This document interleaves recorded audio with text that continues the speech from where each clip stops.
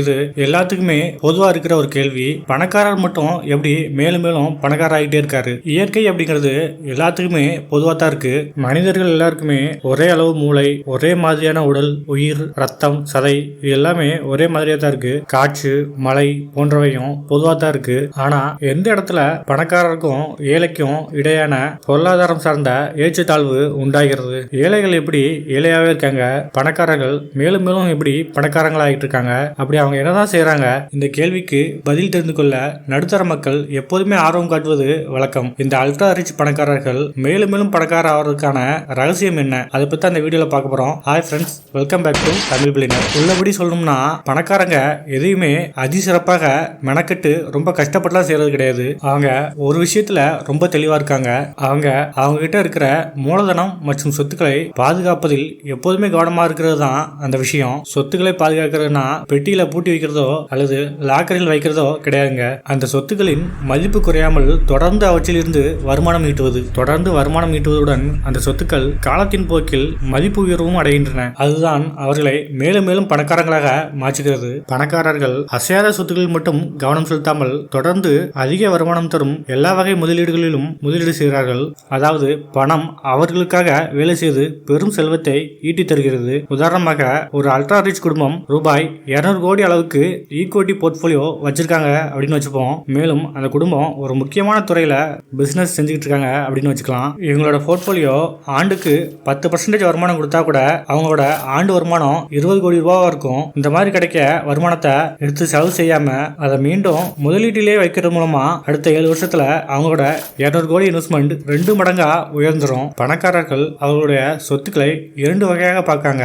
ஒன்னு, அவர்களிடம் இருக்கும் சொத்துக்களின் மூலமாக மதிப்பு உயர்வது மூலமாக கிடைக்கும் வருமானம். இன்னொன்று, பிசினஸ் மூலமாகவோ அல்லது முதலீடு மூலமாகவோ வரும் வருமானம். சொத்துக்களானது காலத்தின் போக்கில் மதிப்பு உயர்ந்து கொண்டே போகும். பிசினஸ் அண்ட் முதலீடு சந்தையின் போக்கை பொறுத்து வளர்ச்சி அடையும். மேலும் அவங்களோட பிசினஸ் நல்லா போச்சுன்னா அதுல இருந்தும் அதிகமான வருமானம் ஈட்டுவாங்க. அந்த வருமானத்தை வச்சு அவங்க பிசினஸ மேலும் எக்ஸ்டெண்ட் பண்றதோ அல்லது பங்கு சந்தை சார்ந்த முதலீடு திட்டங்கள்ல முதலீடு செய்வோ அவங்க ஒருபோதும் தயங்குறது கிடையாது. இதனாலேயே அவங்களோட ரிஸ்க் எடுக்கும் திறனும் அதிகமா இருக்கு. இதனால அவங்க சொத்து மதிப்பு பல மடங்கு உயர்கிறது. இப்படி அவர்கள் எந்தவித வருமானமா இருந்தாலும் சரி அதை மீண்டும் மீண்டும் முதலீடு செய்யும் அணுகுமுறையை வச்சிருக்காங்க.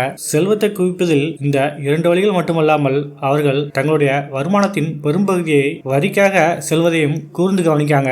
என்னவெல்லாம் செஞ்சா, எப்படியெல்லாம் சொத்துக்களை மேலாண்மை செஞ்சா அதிகபட்சமா வரியை சேமிக்கலாம் என்பதில் திறமையாக செயல்படுகிறார்கள். வரி சலுகை, வரி விலக்கு போன்றவை எதிலெல்லாம் வாய்ப்பு இருக்குதோ அதெல்லாம் திட்டமிட்டு செயல்படுத்துறாங்க. அதுக்கு ஏத்த மாதிரி காப்பீடு, ட்ரஸ்ட், HUF என எல்லா வழிகளையும் அவங்க பயன்படுத்துறாங்க. முதலீட்டிலும் சரி, பிசினஸ்லயும் சரி, மிக குறைவான அளவிலேயே வரி செலுத்தணும் அப்படிங்கிறது பணக்காரர்களின் அணுகுமுறை. இந்த முதலீடுகள் எல்லாத்தையுமே சட்டப்பூர்வமான வழிகளில தான் செய்யறாங்க. சரி, பணக்காரர்கள் பின்பற்றும் இந்த அணுகுமுறையை நம்ம எல்லாத்தாலையும் பின்பற்ற முடியுமா அப்படின்னா கண்டிப்பா முடியுங்க. முதலீட்டின் அளவும் லாபத்தின் அளவும் தான் மாறுபடுமே தவிர அணுகுமுறையும் பலன்களும் எல்லாத்தையுமே ஒண்ணுதான். நம்மளோட மணி மேனேஜ்மெண்ட்ல நம்ம இது வரைக்கும் என்னென்ன தப்புலாம் செஞ்சிருக்கோம் அப்படிங்கிறத பார்த்தாலே போதும். எந்த சொத்துக்களும் இல்லாமலேயே ஜீரோல இருந்து ஆரம்பிச்சா கூட கணிசமான சொத்துக்களை காலப்போக்கில் ஒருத்தரால உருவாக்க முடியும் அப்படிங்கிறதுல எந்த சந்தேகமும் இல்லைங்க. அதுக்கு நம்மளோட வருமான ஆதாரங்களையும் வருமானத்தை மேலும் பெருக்குவதற்கான வழிகளையும் தெரிஞ்சு வச்சிருக்கணும். நீங்க வேலை பார்க்குறீங்க, பிசினஸ் பண்றீங்க அல்லது ஏதோ ஒரு துறையில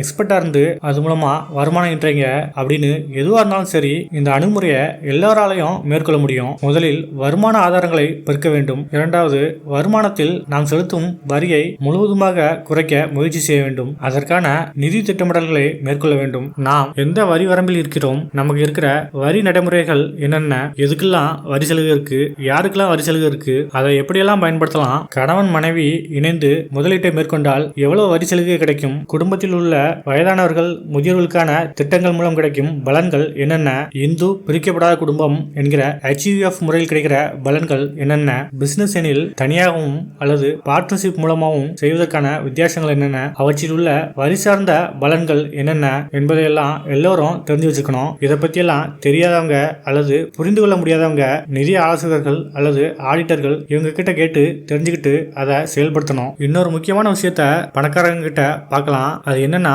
பிள்ளைகளின் வளர்ப்பு. பெரும்பாலான பணக்கார குடும்பங்களில் பணம் குறித்தும் சொத்துக்களை மேலாண்மை செய்வது குறித்தும் குடும்பத்தின் பெரியவர்கள் அடுத்த தலைமுறைக்கு சொல்லித் தருவதை வழக்கமாக வச்சிருக்காங்க. பணக்காரங்களின் பிள்ளைகள் ஊதாரியாக இருப்பாங்க அப்படிங்கிறது மிக மிக குறைவு. பெரும்பாலான பணக்காரர்கள் பரம்பரையாக பணக்காரர்களாகவே நீடிப்பதற்கான காரணம் அவர்கள் அடுத்த தலைமுறைக்கு பணம் குறித்தும் செல்வத்தை சேர்ப்பது குறித்தும் சொல்லித் தருவதும் அதற்கு தேவையான கல்வி தகுதியை பெற வழிவகை செய்வதும் தான். ஆனால் நடுத்தர குடும்பங்களில் பெரும்பாலானோர் நம் பிள்ளைகளுக்கு இதையெல்லாம் சொல்லித் தருவதே கிடையாது. பிள்ளைங்க கிட்ட ஒரு டிஸ்டன்ஸை மெயின்டைன் பண்ணிக்கிட்டே இருக்கோம். நமக்கு தெரியாத அல்லது புரியாத விஷயங்களை அவங்க கற்றுக்கொள்றதுக்கு வழிவகை செய்யறதே கிடையாது. நம்முடைய இயலாமையை மட்டுமே பேசி பேசி நம்முடைய காலத்தை வீணடிப்பதோட பிள்ளைகளின் எதிர்காலத்தையும் கேள்விக்குறியாக்குறோம். நாம செய்ய தவறிய விஷயங்கள், நாம் செய்த தவறுகளை எல்லாம் சொல்லி புரிய வைக்கணுங்க. சிறு வயது முதலே பணம் சார்ந்தும் பொருளாதாரம் சார்ந்தும் அவங்ககிட்ட பேசணும். கல்வியின் முக்கியத்துவத்தையும் வாழ்க்கையில் வருமானம் ஈட்டும் வழிகளையும் சேமிப்பு முதலீடு போன்றவற்றின் அவசியத்தையும்